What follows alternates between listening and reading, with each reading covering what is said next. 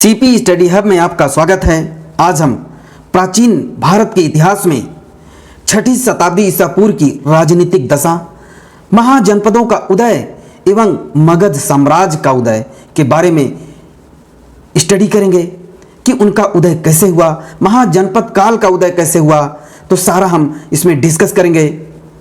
हमने वैदिक काल एंड ऋग्वैदिक काल के बारे में बहुत अच्छे से डिस्कस कर लिया है। तो आज हम छठी शताब्दी ईसा पूर्व की राजनीतिक दशा के बारे में बात करेंगे। छठी शताब्दी ईसा पूर्व से पूर्वी उत्तर प्रदेश और पश्चिमी बिहार में लोहे का व्यापक प्रयोग होने से बड़े बड़े प्रादेशिक या जनपद राज्यों के निर्माण के लिए उपयुक्त परिस्थिति बन गई। लोहे के हथियारों के कारण योद्धा वर्ग महत्वपूर्ण भूमिका अदा करने लगे। खेती के नए औजारों और उपकरणों से किसान अपनी आवश्यकता से अधिक अनाज पैदा करने लगे। अब राजा अपने सैनिक और प्रशासनिक प्रयोजनों के लिए इसके अतिरिक्त अनाज को एकत्रित करवा भी सकते थे। लोगों की जो प्रबल निष्ठा थी, पहले जो है कि कबीले के प्रति उत्तरदायी थी, अपने जन या कबीले के प्रति उत्तरदायी थी, लेकिन अब आफ्टर उत्तर वैदिक काल वह अब जनपदों जो अपने जो कबीला था अब वो जनपद के रूप में, महाजनपद के रूप में उत्तरदायी हो गया। मतलब वो विस्तार हो गया। जो कबीले था अब वो जनपद एंड महाजनपद के रूप में उत्तरदायी हो गया। तो हम चलिए उसके पॉलिटिकल स्टेटस के बारे में जानते हैं, उसकी राजनीतिक दशा, महाजनपद का उदय कैसे हुआ, मगध साम्राज्य का उदय कैसे हुआ, सारा हम यहाँ पे डिस्कस करेंगे।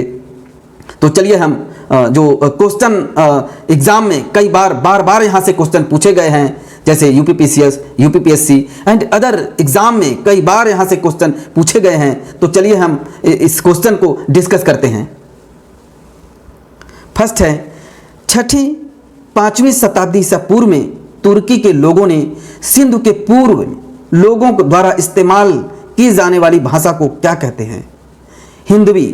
जो छठी शताब्दी में तुर्की लोग यूज किए थे उसे हिंदवी कहते हैं। यूपी में यह जो है वन रक्षक परीक्षा में 21/8/2022 में पूछा गया है यह क्वेश्चन, और आने वाले एग्जाम में भी यह क्वेश्चन पूछा जा सकता है। नेक्स्ट है, राजा बिंबिसार के दरबार में वह प्रसिद्ध चिकित्सक जो भगवान बुद्ध के निजी चिकित्सक थे, जो भगवान बुद्ध के जो निजी जो है चिकित्सक थे, जीवक थे, लोअर पीसीएस में पूछा गया है। नेक्स्ट है, छठी शताब्दी ईसा पूर्व में जैन और बौद्ध धर्म के जो ग्रंथों में 16 महाजनपदों का उल्लेख किया गया है। जो पूर्व में जो छठी शताब्दी ईसा पूर्व में जैन और बौद्ध धर्म के जो ग्रंथ हैं उसमें 16 महाजनपदों का उल्लेख किया गया है। यह जो है कि यूपीपीएससी वन रक्षक परीक्षा में पूछा गया है। नेक्स्ट है, भारत की प्राचीन राजधानी थी राजधानी थी वो पाटलिपुत्र थी, जो यूपीएसआई में पूछा गया है। मगध साम्राज्य का अंतिम शासक था कालाशोक। कालाशोक जो है कि मगध साम्राज्य का अंतिम शासक था। मगध की राजधानी राजगिरी से पाटलिपुत्र स्थानांतरित की गई थी। अजातशत्रु ने किया था। जो राजधानी मगध थी उन्होंने स्थानांतरित करके पाटलिपुत्र कर दिया, ये अजातशत्रु ने किया था। यूपीपी कांस्टेबल परीक्षा में पूछा गया है क्वेश्चन, किसने जो है कि स्थानांतरित किया? अजातशत्रु ने किया। बिंबिसार मगध का शासक था। यह बिंबिसार कौन था? बिंबिसार मगध का शासक था। मगध साम्राज्य की राजधानी थी वो राजगिर थी। जो राजगिर जो आरआरबी एनटीपीसी एग्जाम में 2021 में पूछा गया है कि मगध साम्राज्य की राजधानी क्या थी? राजगिर थी। आंसर राजगिर। आर्य संस्कृति के सर्वोच्च काल में गंगा घाटी के जनपद जो संख्या में 16 थे वो महाजनपद बन गए थे। जो गंगा घाटी के जो जनपद थे उसी के पास में जो जनपद थे वो 16 महाजनपद में बदल गए थे। नेक्स्ट है, प्राचीन काल में जो अवध को कोसल कहा जाता था, कोसल के नाम से जाना जाता था। अवध को कोसल के नाम से आरआरबी एनटीपीसी एग्जाम में पूछा गया है और आने वाले एग्जाम में भी पूछा जा सकता है। बहुत संभावना है पूछे जाने की। तो ये प्राचीन काल में अवध को कोसल नाम दिया गया था। नेक्स्ट है, 16 महाजनपदों का उल्लेख ये कहाँ पे उल्लेख किया गया है? ये अंगुत्तर निकाय में ये किया गया है। एक कई बार एग्जाम में पूछा गया है, जो कि यूपीपीसीएस प्री में, UPPCS prelims 2008 and SSC JE civil shift में, एसएससी जेई में और अदर एग्जाम में कई बार पूछे गए हैं कि 16 महाजनपदों का उल्लेख कहाँ किया गया है? अंगुत्तर निकाय में किया गया है। कलिंग नरेश जो खारवेल संबंधित था, जो कलिंग उस समय नरेश था वो खारवेल संबंधित था किससे? जो चेदी वंश से वो जो है कि संबंधित था कलिंग नरेश। ये यूपीपीसीएस मेन एग्जाम में जो जीएस पेपर में 2015 में पूछा गया है। 6ठी शताब्दी ईसा पूर्व का मत्स्य महाजनपद स्थित था। जो मत्स्य महाजनपद स्थित था राजस्थान में स्थित था। ये राजस्थान स्टेट में जो मत्स्य महाजनपद स्थित था, एग्जाम में पूछा गया है यूपीपीसीएस प्री में। प्राचीन नगर के अवशेष कुम्भहार स्थल से प्राप्त हुए हैं पाटलिपुत्र। जो प्राचीन नगर के जो अवशेष हैं कुम्भहार स्थल से वहां प्राप्त हुए हैं, पाटलिपुत्र जो स्थल से प्राप्त हुए हैं। जो पाटलिपुत्र है वो कुम्भहार स्थल से प्राप्त हुआ है प्राचीन नगर। ये यूपीपीसीएस मेन एग्जाम में पूछा गया है। मालवा क्षेत्र पर मगध की सत्ता का विस्तार हुआ था। जो मालवा क्षेत्र है वहां मगध की सत्ता का जो विस्तार हुआ था शिशुनाग के समय में। उस समय शिशुनाग जो राजा थे, शिशुनाग के समय में मालवा क्षेत्र पर मगध की सत्ता का विस्तार हुआ था। जो मगध का शासक जिसने राज्यारोहण के लिए अपने पिता की हत्या कर दी, मतलब वो राजा बनने के लिए, मगध शासक में राजा बनने के लिए अपने पिता की हत्या करके वो राजा बनना चाहता था एवं स्वयं इसी कारणवश अपने पुत्र द्वारा मारा गया। वो कौन था? अजातशत्रु। मगध का शासक जो था अजातशत्रु, जो अपने पिता की हत्या करके एवं स्वयं ही कारणवश अपने पुत्र द्वारा मारा गया था, अजातशत्रु। यह यूपीपीसीएस प्री एग्जाम में पूछा गया है।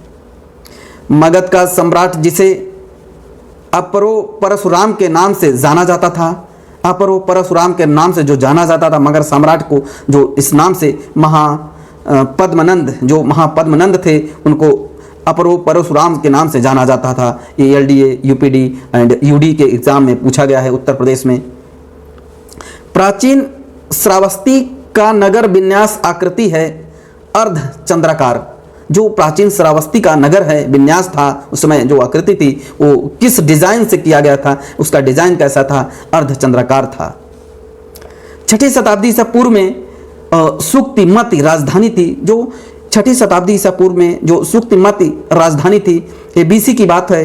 6ठी शताब्दी ईसा पूर्व मीन्स 6ठी शताब्दी बीसी में की बात है। उस समय सुक्तिमती जो राजधानी थी चेदी थी। यूपीपीसीएस ने पूछा है। अब लिखित साक्ष्य में प्रकट होता है कि नंद राजा के आदेश से एक नहर खोदी गई थी। जो नंद राजा के उन्होंने आदेश से एक अभिलिखित साक्ष्य में प्रकट हुआ कि वो नहर कहाँ पे नगर खोदी गई थी, तो वो कलिंग में ये खोदी गई थी। राजा के जो साक्ष्य मिले हैं वो कलिंग में नंद राजा के द्वारा आदेश के द्वारा जो नहर खोदी गई थी कलिंग। वो UPPCS pre exam. Udayan Vasavadatta की दंत कथा संबंधित है कौशाम्बी से। कौशाम्बी जो है कि वासव दत्ता की दंत कथा संबंधित कौशाम्बी। प्राचीन भारत में मगध साम्राज्य की सबसे प्रारंभिक राजधानी थी। जो प्राचीन भारत में उस समय जो मगध साम्राज्य की जो राजधानी थी उस समय पाटलिपुत्र थी।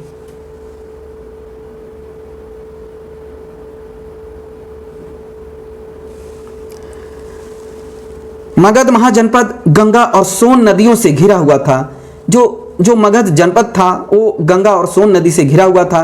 एग्जाम एसएससी सीजीएल एग्जाम में पूछा गया है। यूपी लोअर पीसीएस में पूछा गया है। 2023 में पूछा गया है और आने की संभावना बहुत ही ज़्यादा है कि एग्जाम में पूछे जा सकते हैं, आने वाले एग्जाम में पूछे जा सकते हैं। वज्जी महाजनपद की राजधानी वैशाली थी। एसएससी सीजीएल में पूछा है। राजगृह जो मगध महाजनपद की प्रथम राजधानी थी। राजगृह जो थी मगध महाजनपद की प्रथम राजधानी थी। राजधानी जो महाजनपद थे उसमें राजधानी भी बनाई जाती थी, तो उस समय राजगृह जो है कि मगध महाजनपद की राजधानी थी। एसएससी एमटीएस एग्जाम में पूछा गया 2023 में।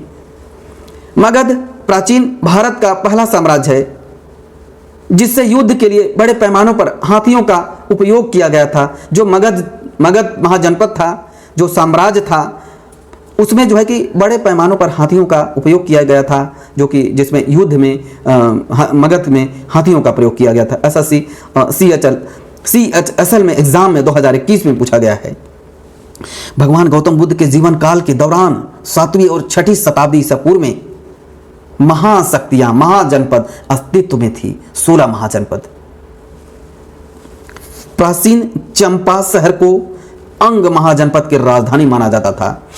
जो अंग महाजनपद था, उस समय प्राचीन चंपा जो शहर था वो राजधानी मानी जाती थी। वो एसएससी सीजीएल में पूछा गया है कि जो प्राचीन चंपा शहर है वो किस महाजनपद की राजधानी थी, तो अंग महाजनपद की राजधानी थी। एसएससी सीजीएल एग्जाम में पूछा है। मगध, जो मगध का उत्कर्ष जो हुआ था, जो इमरजेंस ऑफ मगध का जो उत्कर्ष हुआ था, उदय हुआ था मगध जनपद का, मगध का साम्राज्य का, तो उसमें पूछा गया है मौर्य वंश ने नंद राजवंश के मगध पर शासन किया था। जो मौर्य वंश है, नंद राजवंश के मगध बाद मगध पर शासन किया था। बिंबिसार हर्यक वंश के राजा थे। बिंबिसार कौन था? हर्यक जो वंश है उसका शासक था। 2023 एग्जाम में पूछा गया है। प्रसिद्ध चिकित्सक जीवक की नियुक्ति बिंबिसार के दरबार में की गई थी। जो प्रसिद्ध जो चिकित्सक जीवक थे वो बिंबिसार के दरबार में उनकी नियुक्ति की गई थी। जो पहले राजा थे उनके यहाँ चिकित्सक और अलग अलग जो होते थे, जो चिकित्सक उनकी नियुक्ति की जाती थी। उसमें बिंबिसार के जो प्रसिद्ध चिकित्सक थे, जीवक थे, वो बिंबिसार के दरबार में हुई थी। हर्यक वंश के मगध के पहले शासक थे बिंबिसार थे। हर्यक वंश के पहले मगध के पहले जो शासक थे वो बिंबिसार थे। नंद वंश का अंतिम शासक था घनानंद। नंद वंश का जो अंतिम शासक था, एसएससी सीजीएल में पूछा गया है एग्जाम में, और एग्जाम में कई बार पूछे गए हैं ये क्वेश्चन। हर्यक वंश का शासक अजातशत्रु का बिंबिसार का पुत्र था। जो हर्यक वंश का जो शासक अजातशत्रु था, अजातशत्रु बिंबिसार का पुत्र था। राजा अजातशत्रु हर्यक वंश के शासक थे। ऐसा सीजीएल एग्जाम में पूछा गया है। नेक्स्ट है 4ठी शताब्दी ईसा पूर्व में मगध की राजधानी को पाटलिपुत्र स्थानांतरित कर दिया गया था। बिंबिसार ने अवंती राजवंश के राजा के उपचार के लिए राजवैद्य जीवक को भेजा था। जो राजवैद्य जो जीवक थे, बिंबिसार ने अवंती राजवंश के राजा के उपचार के लिए, जो अवंती के राजा थे राजवंश के उपचार के लिए, अपने वैद्य को बिंबिसार ने भेजा था। ऐसा सीजीएल एग्जाम में पूछा है। मगध सम्राट जो सम्राट था, मगध सम्राट बिंबिसार ने अंग को अपने साम्राज्य का हिस्सा बनाया था। बिंबिसार ने अंग को अपने साम्राज्य का हिस्सा बनाया था। ऐसा सीजीएल एग्जाम में पूछा गया है।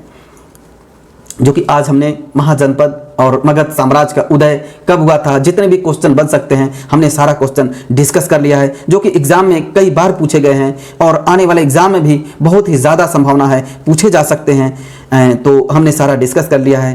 तो हमारे चैनल को सब्सक्राइब एंड शेयर करें। Thank you.